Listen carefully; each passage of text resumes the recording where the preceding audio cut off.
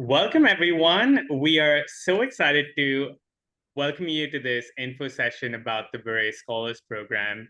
We're so lucky to have Chris join us. He is a true legend, and I'm excited to introduce him in a second. But my name is Dhruva. I'm one of the co-founders of the Lumiere Research Scholar Program.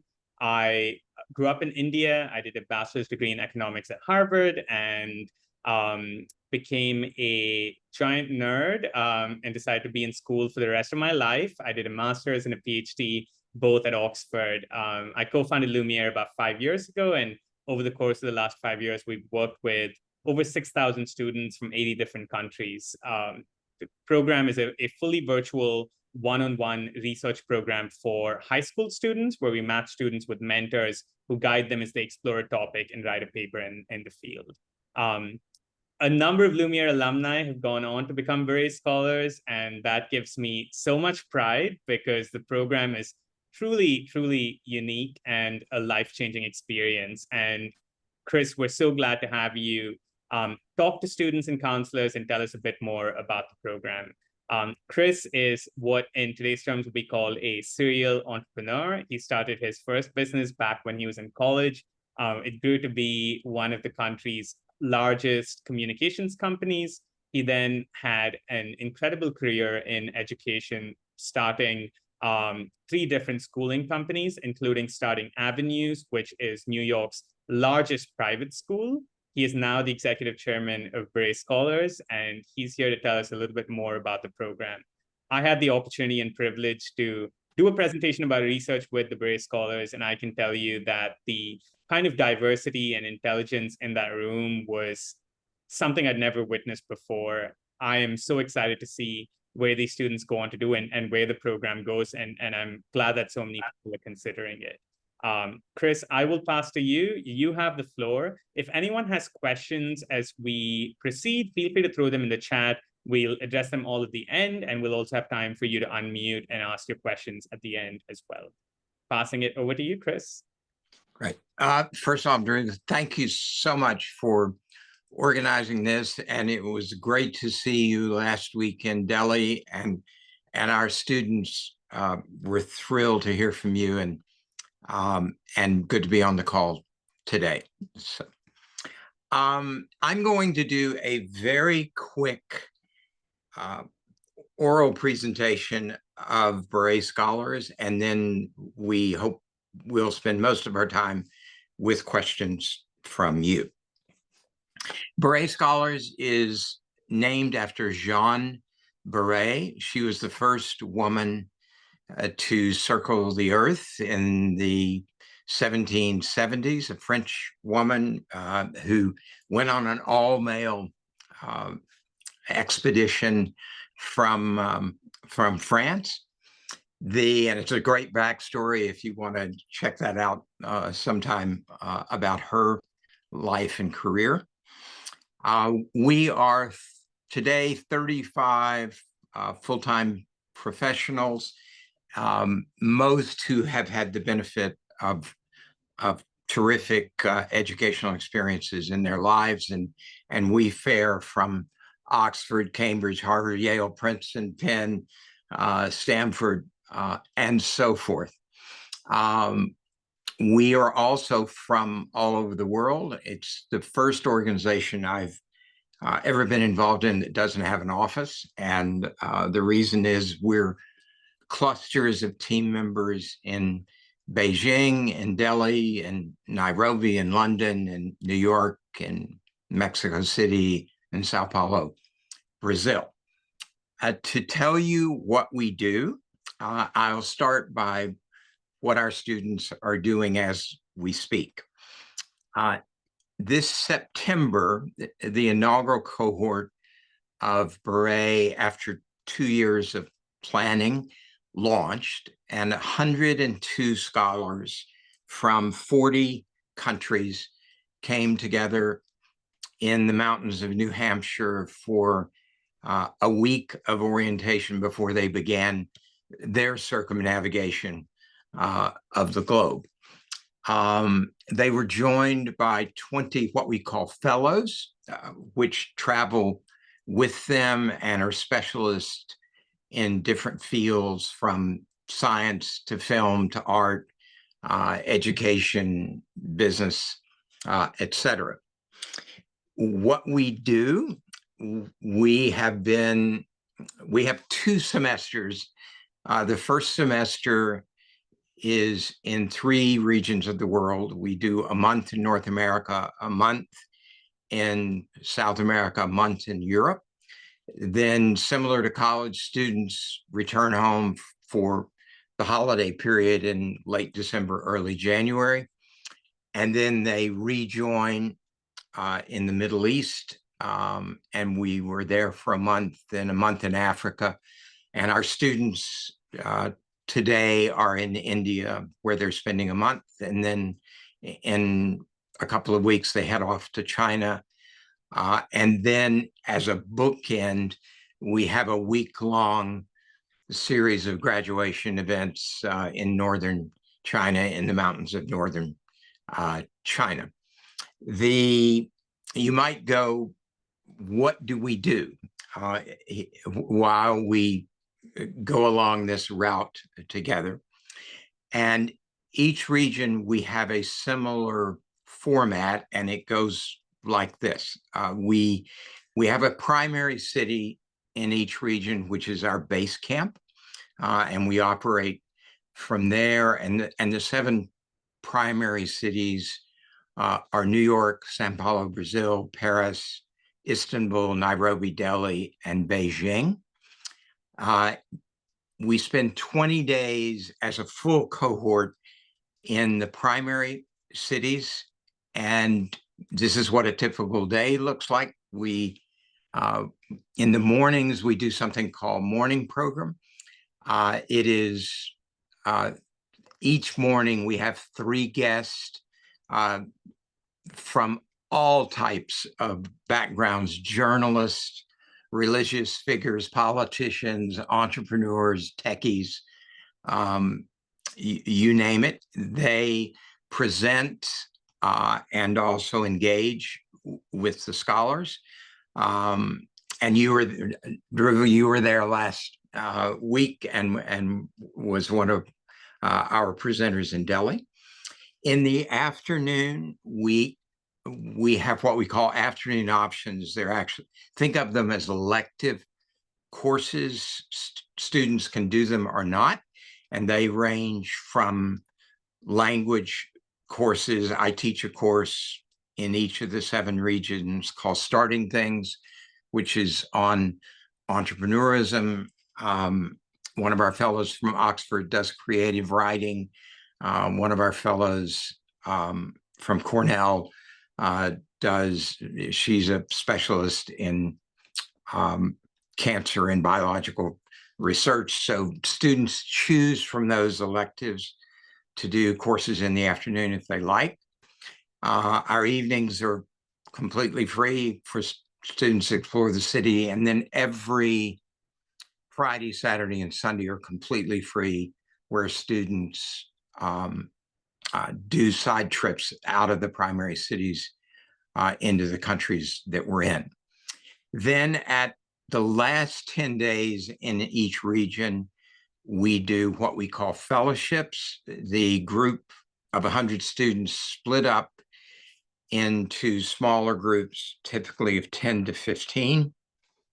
And the fellowships are themed according to interests. So when we were in North America, those interested in politics went on our Washington, D.C. fellowship. Those interested in film went to LA, techies went to San Francisco, jazz aficionados went to New Orleans.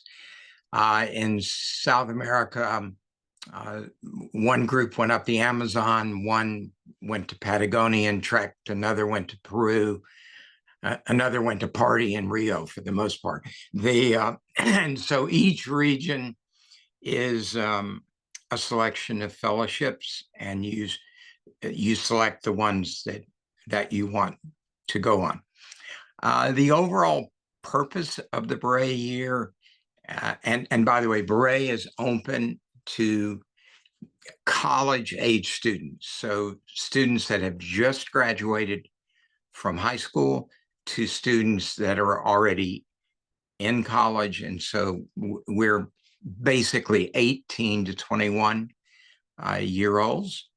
Some of our students have already, before they join, they're either in college or they've been accepted to college and defer, and others are actually applying during their Baret year. And we've had excellent results on that, which I was just sharing earlier today with Dhruva. Again, the overall purpose, one, is it used to be enough to know your country. We think cultural literacy today is knowing the world. And after a year like this, students are going to go on in their college lives with an understanding that few of their peers will have of the key regions.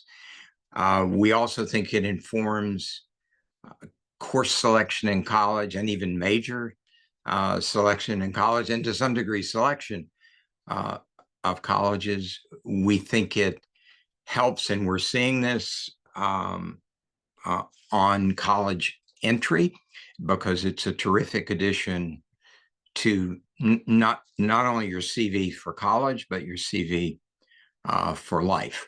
And finally, our 102 students are, like college, the students are the ones you learn a lot from, and our group is a remarkable group.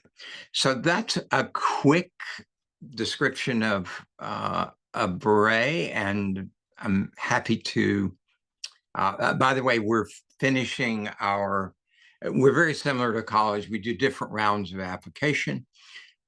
We finish our applications in May for our next year's cohort. About 1,200 students around the world have started applications this year for next year, and we'll select somewhere around 100 of those for next year's cohort.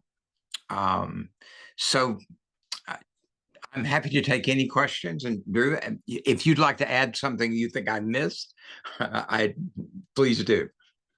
No, I think you covered it all. I think when I was in Delhi, the other morning session was by this incredible filmmaker who does films that are led by the people that are the subject of the films. So the students got to watch some of these movies and ask the speaker questions. And it was really incredible to see that even in the group of students, they were aspiring filmmakers, they were aspiring writers, they were aspiring academics, scientists, future CEOs, and I have no doubt that they're all going to go on to do those things. There's a question in the chat that says, can students above the age of 21 participate? I'm curious if that's possible. And I'm also curious how much flexibility you guys have in the 18-year starting time in case someone graduates high school early or isn't 18 by the time the program starts. We have a couple of students in the cohort that are 17 just because they graduated earlier or were born at different dates. So we're fine with that. We have had applicants that are age 25, and we don't do that. But 17 to 21 is the group of students that we're typically looking for. Got it. There's a question about whether it's possible for round 4 applicants to get financial aid. So maybe we start with the wider question, which is how much does this cost? How does financial aid work? And then maybe we can dive into the specific question about the different rounds. How do they work? And does applying late affect your likelihood of getting financial aid? Yeah. I'll review all those as kind of one question. In terms of what are you investing in Baret, think of Baret as a 5th year of college. We like to think about it almost as a master's in international relations that you're doing during Baret. And by the way, our kissing cousins are programs like Schwarzman Scholars in Beijing, Rhodes, and Fulbrights. And by the way, we have team members from all of those different programs around the world.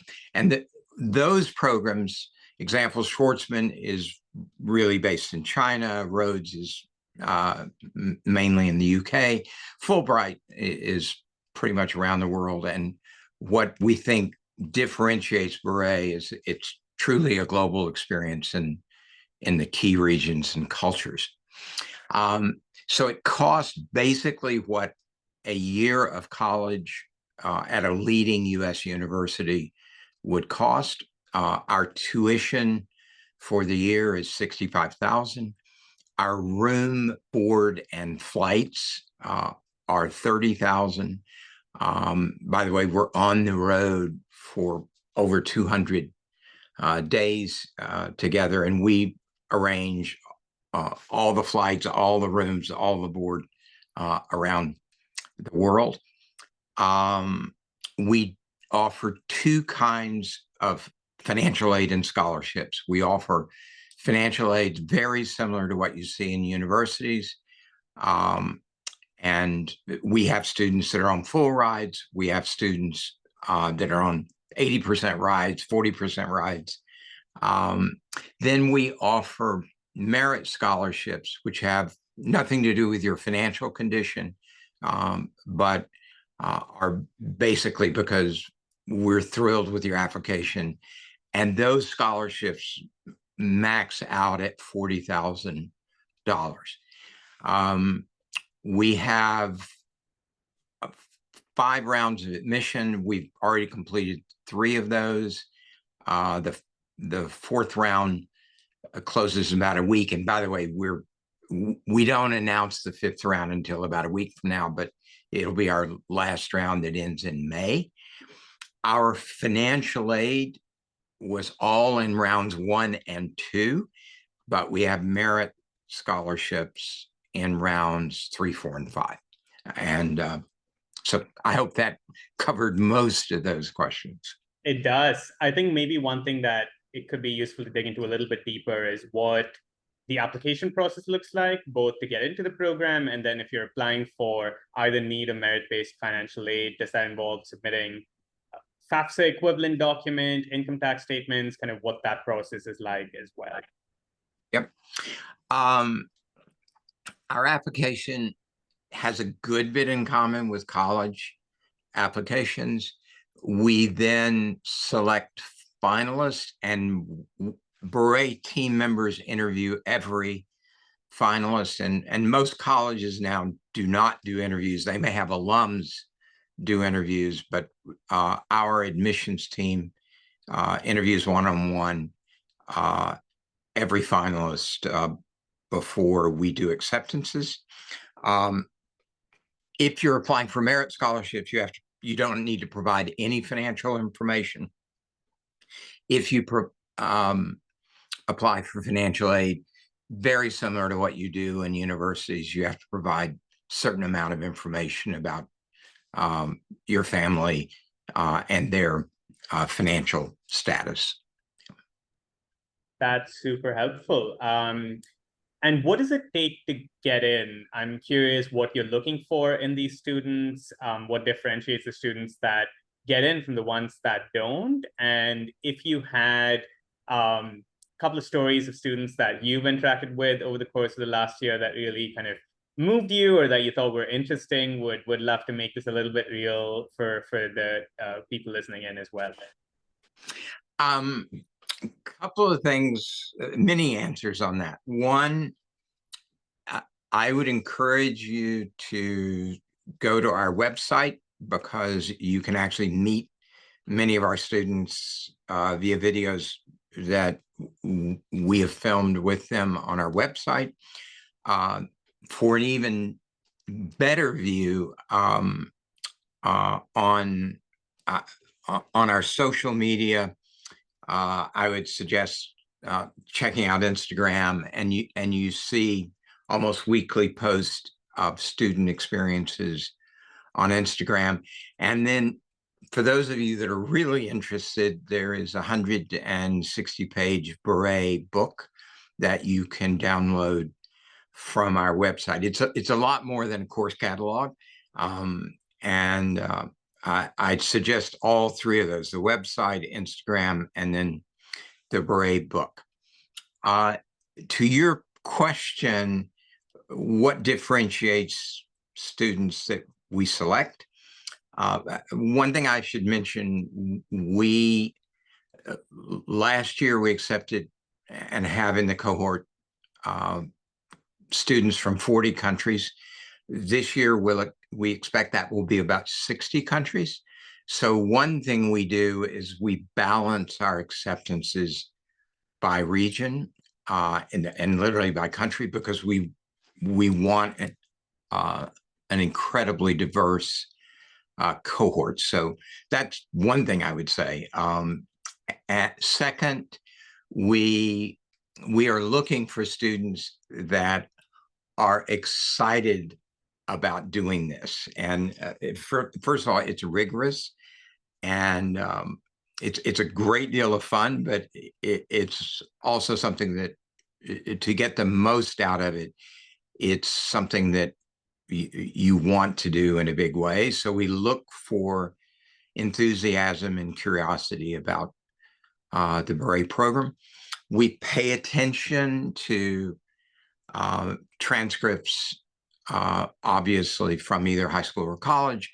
It's a demonstration of work ethic, but we are not just grades oriented in terms of selection. So I'd say those are key things one last thing I would say is someone that's going to contribute to the cohort. And we look for a variety of interest. We have an Oscar-nominated student in the cohort. We have many editors of student newspapers. We have scientists. We have entrepreneurs. So we're building the cohort quite intentionally for many different interests. Fabulous. We have a question in the audience from Yvonne from Hong Kong. If you want to unmute yourself and ask your question. Hello, Mr. Whittle. I am Yvonne. Hi. I'm calling in from Hong Kong, so it's like 12 something a.m. right now. Yeah, it's truly an honor to meet you. So I would like to ask some questions regarding your vision for education as a whole. I really would like to know, what is your vision for the ideal education?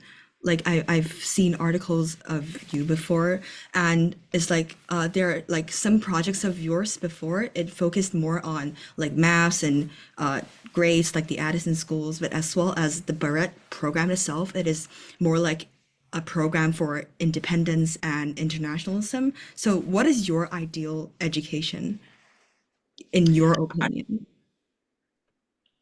A theme that runs through everything I've worked on over the years, Yvonne, is that the best education is experiential, and that we all learn best by doing.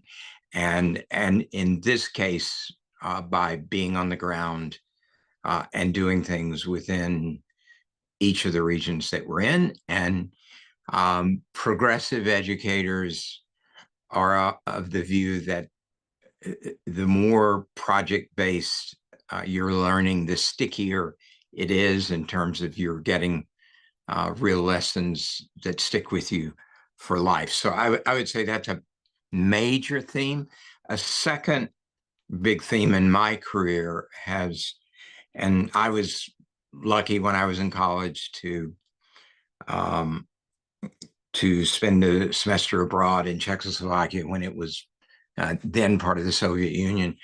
And then I was in Columbia University Law School and decided I didn't want to be a lawyer, and I dropped out. And I basically did the route that we are doing. I took a year to circle the world, and it had a big impact on my life, and Baret, in many ways, has built upon that. I do have a second question if you don't mind. Please. So my second question is like, what is a fundamental step in launching like a new visionary project that is incredibly crucial, but only few notice? That's the course I teach. Starting things is about that, and I've been lucky in my life to start 5 organizations, 2 of which became billion-dollar plus endeavors. So in Silicon Valley parlance, they were unicorns, and so in my course, we actually, as we circle the world, we talk about how do you start something, and that could be an NGO, it could be a for-profit entity, it could be a political party. The dynamics of starting something are, whether it's big, small, the dynamics are in many ways the same. And so in New York, we worked on just how do you create an idea. In Paris, we worked on how you actually build financial plans. In Delhi, we worked on how you analyze your audiences. Just to let you know, 15 different companies are actually going to be founded out of the Baret cohort this year, and they're incredibly interesting. At our graduation, students present, the ones that are in my class, they present their final business plans. And one is a WeWorks of music. Another is a dating app based on scent, which is quite interesting. Another not being developed not far from you in Guangzhou. The mission statement is bigger than chess. It's a next generation board game that is being played by our students all around the world right now, and created by 2 students from China. So if you're interested in those things, I will teach this course every year, and invite you to be a part of it. Thank you so much. Thanks, Yvonne. Are there any other questions in the audience? And in the meantime, while you think, I have 1 or 2 more, Chris. So one question I had was, I know that the students that do Baret have gotten into college already and have deferred it for a year and might go after Baret is done, but others might not have applied yet, might be using this as a gap year and using that time to apply. There might be people that have gotten in somewhere but want to aspire to a different college or aspire somewhere better than where they've already gotten in. I'm curious if you could say a little bit more about how this plays out in the college application process for students that either haven't applied or applying again, both in terms of how they position it in the college app and what results you've seen.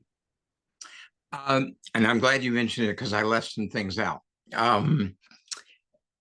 In addition to what we call our fellows, we have a group of specialists that are traveling with the cohort.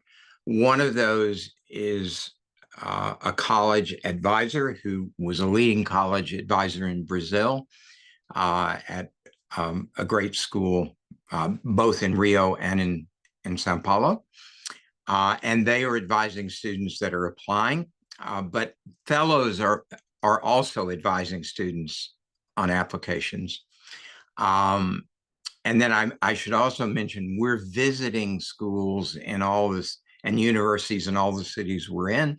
So students that might be interested, when we were in New York, they're going to Columbia or they're going to NYU, or taking a train up to Yale. So students are doing a lot of visits as they go along. A little bit on By the way, we also travel with a full-time doctor, full-time security, full-time visa. This year, we had over 1,400 visas that we had to assist on, and including really tricky ones, which we managed to get all of our India students into China, which is not easy in today's political environment. So in terms of results, over the last 2 weeks, a lot of those were coming in. And I'll just mention off the top of my head, we have students admitted to Columbia, to Brown, just 2 days ago to Duke, in liberal arts schools, Middlebury College, Pomona, which is particularly tough, Barnard, Bard, in the UK, St. Andrews, in France, Sciences Po, NYU, in New York, in Abu Dhabi, and in Shanghai. We had acceptances in all 3 NYU campuses. And so those are just ones I can remember off the top of my head. So that's incredible. And there's a question in the chat which says, if I'm in high school, can I apply? So you'll have to apply as you're finishing up high school. So this is a program for people after the 12th grade. You apply during your senior year. And so if you're in high school right now, you can apply for September. And we have a round that closes in about 10 days, and then our last round is mid-May. Perfect. I'm putting the application link in the chat. So as Chris mentioned, there's an April 15th deadline coming up, and then a final round of deadlines in May. So if you're interested in applying, that's where you want to go. Something you mentioned, Chris, is in line with the question that I meant to ask, which is, this sounds like operationally, from a safety perspective, an enormous undertaking. I'm curious how you guys think about that. So everything from booking hotels, making sure that there's travel planned, figuring out what happens if a kid gets hurt or sick, interpersonally between the students, making sure that there's equitable engagement. We know that teenagers can be, especially from such diverse backgrounds with different cultural understandings, can have miscommunications or issues. So I'm curious if you could speak a little bit more about the operations and health and safety of the students. Yep. As I mentioned, we travel with a full-time physician and with a full-time security person. Our security person is essentially briefing students on regions and on different safety protocols depending upon the region that we're in. We also have a contract with a group called International SOS, which if a student ever had an issue and needed evacuation, they provide medical evacuations of, and by the way, we haven't had to use them, but you want them there if you need. We had originally planned to stay in 3-star hotels. We didn't think of this as a luxury experience, but as we got into it, it's wound up we're staying in 4-star hotels all around the world because we need the conference facilities. And you saw this in Delhi. We need world-class conference facilities for our morning programs and quality food service capabilities. And then students live 2 per room. And in the early days, they switch roommates in each region. And then as they start making friends, they get to have more choice in their roommates as they go along. So. Perfect. Thanks so much. Any final questions from the audience before we wrap up? Speak now or forever hold your peace. That's not quite true. If they have questions, Chris, I assume there's an email address on the website that they can reach out to, info@baretscholars.org. Is that the right one? That is. And And you'll find us pretty good about responding. And I do encourage everybody to check out website and Instagram. And the book is worth the skim. If I wrote most of it myself, so. I have put the link to the book in the chat as well. I'll put that down again.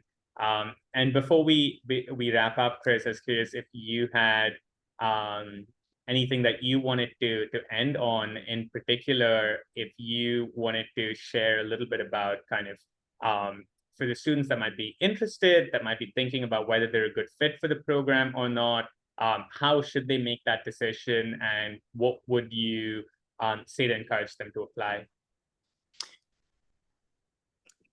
If I had one way to end the call, it would be, this is designed to be your best year yet. We don't like to say your best year ever, because we have high hopes for all our students, but we think it really is.